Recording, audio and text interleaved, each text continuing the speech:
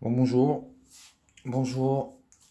Bon, on va faire une vidéo d'analyse sur justement la dernière vidéo de Juan Branco, où il se justifie de tout plein de choses, quoi. Commençons, parce que je sais même pas par où commencer. Ouais, elle va être assez longue. On va essayer de la faire en plusieurs parties pour pas que ça soit trop long à regarder. Allez, go. Bonjour à tous. Alors, je fais cette vidéo pour répondre à quelques rumeurs qui ont circulé sur moi et qui ont eu beaucoup d'impact. Je pense comprendre pourquoi les gens s'inquiètent. Je pense qu'il y a une peur de la trahison très très forte en France et elle est liée notamment à... Oui, exactement. Il y a une peur de la trahison, pas qu'en France, mondiale. La peur de la trahison est mondiale. Car à chaque révolution, et même les dernières révolutions qui sont arrivées, ça veut dire les printemps arabes, ont tous été des fausses révolutions, fomentées par, on verra, on va y venir, hein, des gens de ta bande. aux défaillances de l'espace communicationnel, du système d'information, des médias que je décris dans Crépuscule. Moi, dans Crépuscule, dans ce texte dont vous avez tous entendu parler, ce que j'essaie de faire, c'est de montrer pourquoi est-ce qu'il y a une... Non, là il est en train de vous dire que ça vient juste des médias, le fait que la confiance soit perdue dans le système. Non, non, non, non. Non, non, non. Il n'y a pas que les médias. C'est tout un système. Là, on voit bien le truc arriver, comme aux États-Unis, d'avoir tapé que sur les médias pour faire ramener Trump au pouvoir. Mais c'est c'est pas ça qui s'est passé en. C'est pas ça qui se passe. C'est que c'est général. On veut plus de ce système, de A à Z. Et d'ailleurs, tu nous parles souvent des médias et de ceux qui les possèdent, mais tu nous parles pas de ceux qui possèdent notre dette, c'est ceux qui nous asservissent. C'est quand même assez grave d'oublier les patrons de l'arnaque. Voilà, c'est vrai que c'est une escroquerie en bande organisée, mais toi, t'oublies les commanditaires de ce et les commanditaires et comment dire, les superviseurs de ce projet. Donc il y a un moment, il va falloir que tu commences à... Non, mais de toute façon, il va rien falloir, je te demande rien du tout. Dégage, en fait. On va commencer des débuts. Voilà, vous allez comprendre vers où elle va cette vidéo. Dégage, Juan Branco, arrête de te foutre de notre gueule. Bon, allez. de confiance entre les hommes politiques, les représentants, les décideurs, les médias et les Français. Et j'essaie de montrer que ces obscurités qui font que des personnes ont peur, du coup, des personnes qui décident en leur nom, ont peur de cette démocratie représentative dont je suis convaincu qu'il faut se défaire pour arriver vers une véritable démocratie réelle, avec le RIC, avec l'Assemblée constituante, les mandats impératifs, tout ce que... Faux, faux. Car nous sommes dans un monde, oui, dans un pays justement qui est plus uniforme. Donc le meilleur moyen de faire perdre la boussole aux gens, c'est de faire hérisser par ces temps-là. Ce n'est pas le moment. Il faut assainir le pays, il faut assainir le pays dans assainir le pays comment vous dire, dans les institutions, et non pas les détruire comme lui il a envie de le faire, parce que vous allez voir, il nous tire vers où? Il nous tire vers même le même plan qu'Attali. Attali avait fait une interview en 2016 qui dit exactement ce qu'il est en train de dire. Vous allez voir. réclament les Gilets jaunes, eh bien, elle a été en fait, cette démocratie représentative, elle a été pourrie peu à peu par la construction d'intérêts assez différents qui ont amené 9 personnes, 9 milliardaires à détenir 90% de la presse écrite nationale. Or, ces milliardaires, ils ont besoin de l'argent de l'État pour faire leur fortune. Et donc, ils achètent des médias que pour influencer les hommes politiques et leur montrer qu'ils ont du pouvoir et les présenter sous une image qui n'est pas réelle. Et donc évidemment, à un moment, les Français s'en sont rendus compte parce que qu'est-ce que ça amène les hommes politiques? Ça amène les hommes politiques à prendre des décisions au détriment des Français et en faveur de ces gens-là. Bref, donc moi j'ai vraiment écrit ce livre pour mettre la lumière sur cette part d'ombre qui produisait de l'ombre et qui faisait qu'en fait derrière il y avait des théories complotistes ou un certain... Faux, là, il a dit un gros mensonge. Mais ça a presque jamais marché. Les Français n'ont jamais voulu la privatisation de toutes les entreprises françaises depuis 1984. Les Français n'ont jamais voulu ça. Les Français n'ont jamais voulu ça. Donc il y a un moment, il faut arrêter de nous raconter des sottises. Ils avaient beau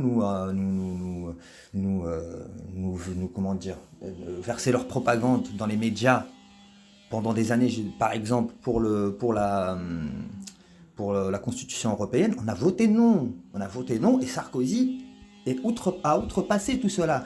Donc le problème, que c'est même pas qu'ils arrivent à nous manipuler par l'info. Oui, ça c'est vrai, souvent ils arrivent à le faire, hein, justement pour les guerres, les attentats, dont on parle pas, toi, donc tu parles jamais. Par exemple, les guerres et les attentats, on sait c'est les commande, hein. Des mecs comme BHL pour la même bande que pour laquelle toi tu bosses. On va y venir. Ou, ou dans lequel les gens se réfugiaient parce qu'ils se sentaient inquiets ou trahis. Alors ce qui est évident, c'est que du coup ça m'est retombé dessus. Ça m'est retombé dessus et j'ai vu être nourri des rumeurs qui sont difficiles à tracer si vous les regardez pas dès le départ, mais j'ai bien vu en fait quelles étaient les origines. Ça vient en fait surtout de deux groupements. Faux, ce n'était pas des rumeurs, ce sont des faits. Des faits, encore une fois des faits. Il faut arrêter tes histoires. Là, tu vas partir dans la même chose que justement les médias font depuis des années. Tu vas partir dans une diatribe contre des gens qui sont menacés de prison et qui nous ont informés depuis 10 ans. Donc, t'auras beau faire ce que tu veux. Pour les gens éveillés, ils savent très bien qui sont les gens que tu vas attaquer tout de suite. Tu vois, c'est pas des gens parfaits, hein, c'est même loin de là, mais ce sont des gens qui nous ont informés. Voilà, mais réellement informés, qui nous ont pas raconté des sottises comme toi d'ailleurs. D'un côté, quelqu'un qui tient un site très islamophile et limite complotiste, qui a beaucoup travaillé sur le 11 septembre en étant convaincu que c'était un complot de la CIA, avant de se rendre compte que c'était pas le cas, et qui a créé ce site Panamza. Et c'est aussi les Soraliens, qui ont une explication dans laquelle la clé de voûte de tout, ce serait des sionistes, ce qu'ils appellent les sionistes, mais en fait on entend bien derrière ce mot les juifs, qui tiendraient l'ensemble du pouvoir à travers le CRIF, etc. Et ensuite, du coup, en fait, ils ont essayé de nourrir l'incertitude sur le fait que je serais quelqu'un qui serait franc-maçon, dont mon parrain serait Jacques Attali, qui serait un sataniste, voire un pédocriminel. Faux, ces gens-là n'ont jamais envoyé l'info comme quoi qu'il aurait été le parrain, que Jacques Attali serait son parrain. Ils ont dit que Jacques Attali a parrainé son cercle de pensée. Où il y a un bon petit moment, mais quand même, quand Attali finance votre cercle de pensée, vous savez très bien vers où ça va.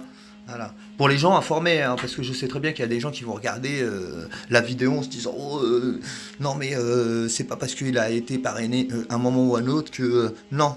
Non, quand Jacques Attali vous met la main dessus et que vous faites partie de la bande, parce qu'il faut le dire quand même, tu fais partie de la bande. Hein. Voilà, tu le dis et tu le redis, mais tu le redis pas assez, quoi. Je vais vous expliquer, il fait partie aussi de quelle bande, vous allez voir. Ils ont essayé vraiment de m'attaquer partout, alors que j'avais exposé très clairement dans une vidéo de Thinkerview à quel jour en bois. Ah oui, d'ailleurs, il parle de cette info-là, qui a été d'ailleurs reprise par plein de gens et qui en ont fait de la merde en disant que c'était son parrain légal et tout ça. Donc on sait très bien comment que ça se passe, quoi. C'est un genre de téléphone arabe, mais qui est lancé simultanément par c'est de la propagande. Vous avez des trolls qui se mettent à prendre l'info, la déformer et la balancer pour que tout le monde à la fin se rende compte que c'était une erreur, que c'était. Vous voyez quoi, vous voyez le truc, c'est de la manipulation encore, de l'ingénierie sociale. Donc voilà. Et je voulais aussi, voilà, et c'est ça que je voulais dire, il parle de cette info, mais il parle pas de toutes les autres infos qui sont sorties chez ces gens-là. C'est ça le problème. Ah mon petit coquin, tu parles pas de tout le reste. Et moi je vais vous en dire des choses qui ne sont même pas chez eux, c'est chez ces gens-là. Voilà, c'est des trucs que j'ai découverts tout seul. Je vais vous raconter. D'où est-ce que je viens, du milieu favorisé d'où je viens, de comment est-ce que j'ai décidé de prendre mes distances et d'essayer tout simplement de faire savoir ce qui allait pas dans ce milieu que j'ai connu de l'intérieur. Jusqu'à me retrouver dans des difficultés. Oui, remarquez, sa voix mielleuse, le ton dont il prend, la vitesse à laquelle il parle, c'est Macron.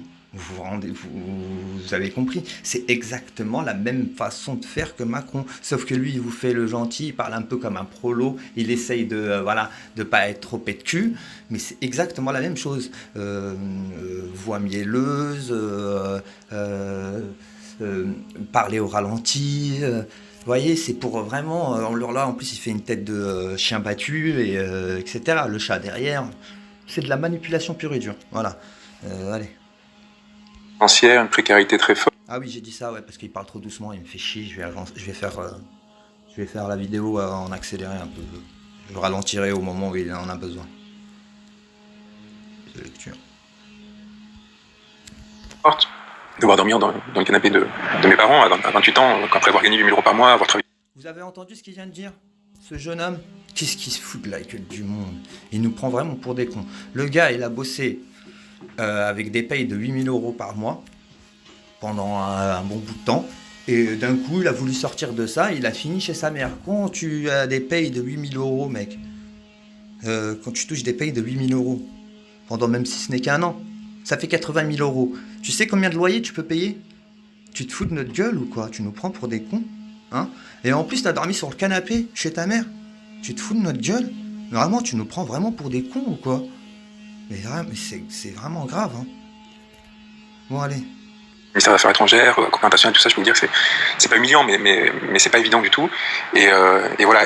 C'est pas humiliant de rentrer chez sa mère, oui, exactement, c'est pas humiliant, ça arrive à des millions de personnes, des milliers de personnes dans toute l'année, quoi. Des gens perdent leur boulot, finissent par rentrer chez leurs parents, ça arrive à tout le monde, oui, ça arrive à tout le monde. Mais ça leur arrive aussi de dormir sur le canapé. Mais ces gens-là, généralement, n'ont pas touché 8 000 euros par mois, tu vois.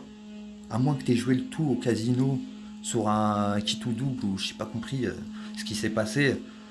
Il y a un hic quelque part, quoi. Ou tu as un compte plein, ou il y a un hic quelque part, en tous les cas. Tu vois?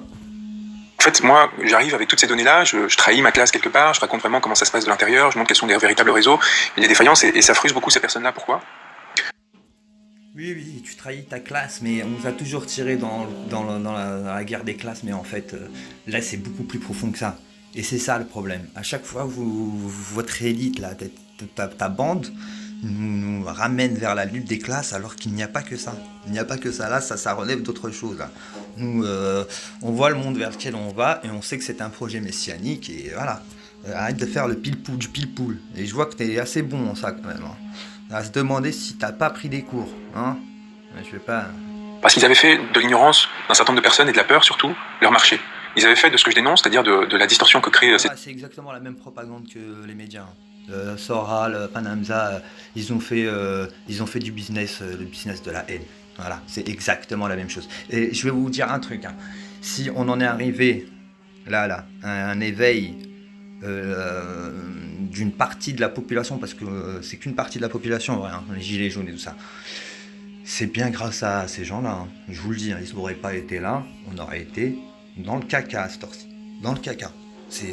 Bon, le truc, c'est pas qu'ils n'ont pas créé de la pensée, hein. C'est pas des penseurs ou des philosophes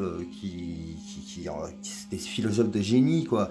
Mais ils ont fait un travail de regroupement d'informations qui a super bien marché. Ça fait 10 ans, Soral, 10 ans qu'ils passent à ça. Voilà. Et c'est pas le seul, il y en a plein. Panamza aussi, c'en est un d'entre eux. Donc voilà, ce mec-là est en train d'attaquer les gens, hein, qui ont dénoncé plus de choses que Assange. Voilà, parce que Assange, c'est bien beau, il nous raconte toujours sa même merde, tu vois, des cassettes vidéo qui sortent des armées, des services d'État, des services militaires d'État, quoi. Mais il y a un moment où personne ne se pose la question pourquoi Assange n'a que des images de l'armée américaine. Hein, pourquoi Assange ne parle pas du sionisme? Pourquoi Assange ne parle pas d'Israël quand elle fait des massacres à Gaza? Pourquoi Assange ne parle pas des gros banquiers qui dirigent le monde? Parce que là, il va venir nous raconter ces histoires de comment il s'appelle, Arnaud qui est 4e fortune mondiale, mais ça c'est le classement Forbes. Et le classement Forbes, on sait très bien que les plus grosses richesses du monde ne sont pas dedans, n'ont jamais apparu là-dedans. Donc il y a un moment où il faut qu'il arrête, ce connard. Il nous balance la même propagande d'État, du système. oligarques qui font que quand vous regardez la télévision, vous êtes plus sûr que ça dise vraiment comment ça se passe et quel est le réel. Il s'est appuyé là-dessus pour nourrir des fantasmes, des complots faciles qui faisaient que les gens se désactivaient politiquement. Et qui, au lieu de se dire, voilà, il y a quelque chose contre quoi on peut lutter, on va se mobiliser, on va y aller, ils disaient, ah, c'est les francs-maçons, ah, c'est les juifs, ah, c'est les Illuminati, et du coup, on peut rien faire, parce qu'on voit bien, ou alors ce qu'il faudrait faire derrière, évidemment, et ça, c'est la chance. Voilà quoi, c'est exactement... c'est la rhétorique habituelle. Si on regarde bien, ça change pas de TF1 ce qu'il est en train de nous dire. Donc voilà, il est en train de critiquer tous ces gens-là qui ont des médias et ceci, cela, mais quand il faut aller au plus profond des choses, il te balance juif sans expliquer qu'il y a un projet messianique derrière, que la pensée judéo-maçonne, c'est elle qui est dominante dans l'élite dirigeante et que c'est le gros problème, c'est le malheur du monde.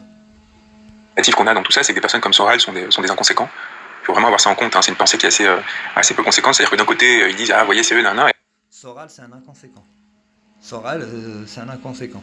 Soral, je le dis, je le répète, il a peut-être été con sur plein de trucs, moi il m'a fait chier sur plein de trucs, mais Soral, mais mec, tu lui arrives pas à la cheville. Je te jure que tu lui arrives pas à la cheville. Ça, c'est sûr et certain. D'ailleurs, j'aimerais bien voir en train de te mettre une pêche dans le nez, tiens. Après, ils vous proposent rien. Et en même temps, ils disent que c'est des virilistes, etc. Et heureusement qu'ils le font pas, parce que les penseurs qui, eux, le font. C'est des virilistes, ouais, c'est ça en fait. C'est vrai, parce que toi, on a envie de te mettre des tartes dans ta gueule, toi, quand on te voit raconter ces histoires-là. Tu vois. Et ça, c'est sûr. Des gens vont faire la connerie, comme moi, de l'avoir dit juste avant, et on va dire, regardez, c'est des virilistes, c'est des gens. Et... Non, espèce de connard. Ta tête à claque, on aimerait bien la claquer, c'est tout. C'est comme ça. Quand tu sens la fourberie, tu sais, t'as pas envie de trop parler avec la personne, hein, t'as envie de lui casser sa gueule. Et ça, c'est tout à fait naturel. Hein. D'ailleurs, ce sont des choses dont vous omettez complètement, les gauchistes comme toi, la nature de l'homme, tu vois. Voilà. Qui sont les plus dangereux, comme Renaud Camus, qui a la théorie du grand remplacement, qui prétend qu'en gros... Faux, Soral n'est pas un pro-Camus, et Soral, le problème, Soral a toujours dit que oui, il y a un certain remplacement, mais c'est pas un remplacement, c'est un métissage de la population, et d'ailleurs, c'est ce qui va arriver partout dans le monde. Hein, le projet, c'est ça, métissage pour tout le monde. Et a toujours dit que c'est pas la faute des émigrés. C'est le problème de Camus. Camus ne fait la guerre qu'aux émigrés. Hein. Mais le problème, c'est pas les immigrés. Hein. Le problème, c'est ceux qui les font ramener. Les gens comme toi. Voilà. Qui profitent de la misère, les font ramener pour pouvoir jouer sur les payes des gens et surtout métisser tout l'Occident en premier. Et après, c'est comme d'habitude, hein, le laboratoire c'est l'Occident, et après on fait le reste dans le monde entier. Hein. De toute façon, c'est bien connu. C'est Babylone qui est le projet, c'est Babylone. Hein, on a tous compris. On serait menacé à travers l'immigration d'un grand remplacement de l'ensemble de la population du fait des forces capitalistes. Donc quelque chose de très complotiste et délirant, mais surtout de très dangereux, parce que c'est des discours proto-génocidaires. C'est-à-dire qu'ils créent une crainte existentielle chez les gens, qui font qu'ils, contre une minorité, d'une majorité de la population contre une minorité, qui font qu'il y a un appel à l'action à dire il faut s'en débarrasser s'ils nous menacent à ce point. Faux. Ils ont toujours dit que ça n'avait rien à voir avec le juif lambda.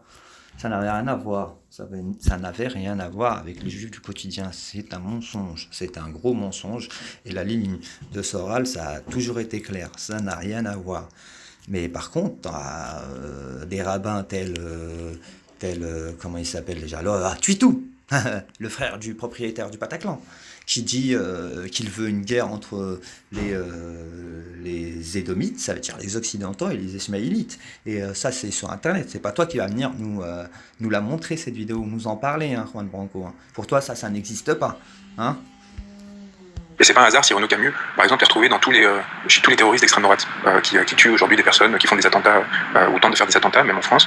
C'est parce qu'en fait, il y a cet appel à l'action très fort qui n'a pas du tout chez Soral, parce que c'est juste un inconséquent, quelqu'un qui ne tire pas les conclusions de raisonnement biaisé, et heureusement parce que sinon il deviendrait dangereux. Alors que là, aujourd'hui, c'est juste quelqu'un qui essaie de faire son commerce de la haine et de l'inquiétude des gens. Moi, ce que j'essaie de faire... Faux. Soral a touché beaucoup trop de gens pour le système. Touché beaucoup trop de gens avec tous les bâtons qu'ils lui ont mis dans les roues. Crois-moi qu'il a touché beaucoup trop de gens. Et c'est pour ça que d'ailleurs qu'on l'a... Bon, il a fait des conneries, hein. Lui aussi s'est mis dans la merde. Ça, c'est sûr et certain. Soral, son problème, c'est lui-même. Donc voilà. Mais cela n'empêche que le boulot d'édition et le boulot de regroupement d'informations et tout ça, ça a été fait. Et c'est pas notre Dieu non plus. Il y a un moment où voilà quoi. Comme toi, on s'en fout de ta gueule, lui, voilà, on apprécie parce qu'il a fait un certain boulot, mais sinon, on n'est pas fan, nous, ok? On n'est pas des fanatiques. C'est plus prosaïque. J'essaie de vous expliquer pourquoi est-ce qu'il y a des trous dans l'information et qu'est-ce qui fait qu'en gros on va essayer de trouver des boucs émissaires, des choses un peu mystérieuses, des grands îles comme ça, plutôt que s'attaquer aux vrais responsables, c'est-à-dire les gens qui ont beaucoup d'argent et les hommes politiques qui se mettent à leur service. Et ces gens-là, je les nomme. Mais nous, on va atteindre ceux qui ont beaucoup d'argent, beaucoup de pouvoir, beaucoup trop d'argent d'ailleurs pour qu'on puisse parler d'eux. Et c'est ce que tu ne fais pas, ok? Écrit et ça me vaut beaucoup d'attaques, y compris Mediapart, extrêmement violentes, extrêmement dénigrantes, parce que j'expose qu'y compris chez Mediapart, il y a des formes de corruption, il y a des formes d'allégeance à des personnes comme Xavier Niel. Mediapart t'attaque juste pour créer le héros, c'est tout. Vous êtes tous mis d'accord, hein, pour qu'il y ait un moment ou un autre, voilà, Juan Branco qui balance un truc de plus que Mediapart, parce que dans la sphère de droite et dans les gens bien complotistes, comme t'appelles, comme moi, quoi, comme tu nous appelles, eh ben, crois-moi, pour nous, Mediapart, c'est du caca. Hein. C'est comme Assange, c'est comme Snowden, c'est comme toutes ces merdes-là. D'ailleurs, le média, qui est une grosse merde, donc quand vous allez chercher qui finance le média, eh ben, tu te rends compte que voilà, et qui a été à l'initiative de ça. Et Tinkerview, tous ces trucs-là, non mais sérieux, là, il y a un moment où voilà, on a vu le délire où tout le monde s'est positionné sur Internet parce qu'il fallait le faire très très vite, car fallait récupérer l'opposition. On l'a compris, voilà. Des plusieurs milliards d'euros et qui détournent d'autres personnes comme Bernard Arnault ont détourné des centaines de millions d'euros de la puissance publique pour construire des empires, après essayer de défiscaliser, etc. Ils font qu'on a moins d'écoles, moins d'hôpitaux et qu'on se fait manipuler. Ça ne veut pas dire pour autant que des réseaux comme celui de la franc-maçonnerie ne sont pas importants. C'est vrai que par exemple en province c'est primordial. Aujourd'hui je pense que c'est impossible de... Bon, oh là là là là. Les deux plus grosses loges de France se trouvent à Paris, monsieur. Arrête de nous raconter tes histoires. Se trouvent à Paris et de ces deux loges sortent 80% des ministres de la République française et 90% des présidents. Donc tu vas arrêter de nous raconter tes sottises, connard. Le Grand Orient et la Grande Loge de France se trouvent à Paris. Et c'est elle qui sort toute la République française, ok? C'est elle-même qui l'a créée, qui a créé la République. Donc arrête, ferme ta gueule, tu commences à me saouler là.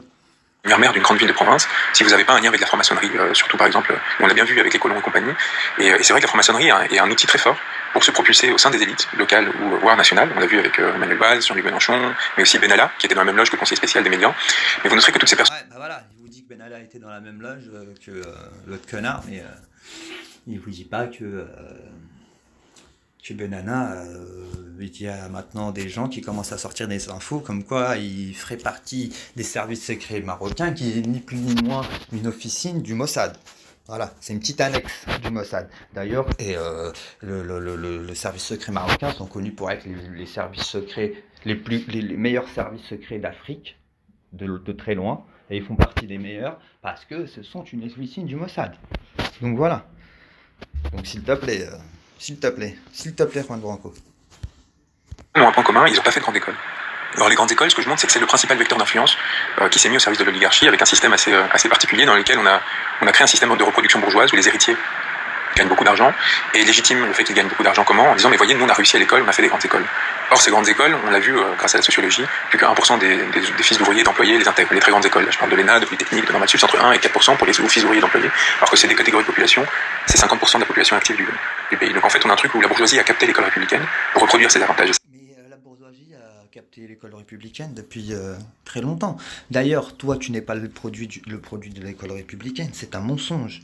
L'école républicaine, c'est de la merde. C'est devenu de la merde. Tu nous parles des écoles, des écoles dans le, pas le, dans des universités, des grandes écoles. Mais tu dis pas que toi, tu viens d'une école privée, petit connard, que t'as fait toute ta vie dans une école privée, hein? Une école de petits bourgeois.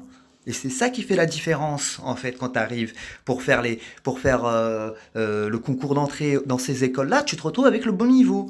Alors que le petit prolo qui a été dans une école de la République de merde, feu, hein, eh ben, lui, il pourra pas passer parce que en sortant d'une banlieue parisienne avec 40 élèves dans la même classe et qu'on leur a enlevé toutes les techniques pédagogiques qui étaient viables en les remplaçant par de la merde, en leur faisant que la moitié de la journée les cours et l'après-midi les dessins, eh ben, c'est normal qu'il sortira pas, ça sera pas un génie au moment du concours pour l'entrée dans les grandes écoles.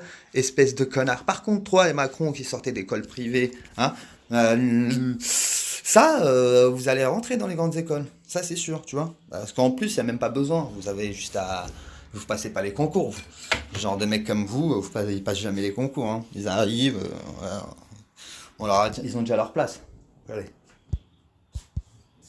Intérêt. Et les légitimer en disant bah oui mais c'est parce qu'ils ont réussi à l'école donc ils vous sont supérieurs. Alors quand vous voyez qu'il y a 40 fois l'écart entre quelqu'un qui vient d'un milieu modeste et quelqu'un qui est milieu bourgeois, je leur souhaite bon courage pour prétendre qu'en fait c'est parce que les fils de bourgeois sont 40 fois plus intelligents que les fils d'ouvriers. Et moi je me suis engagé pour lutter contre ça, contre ces injustices.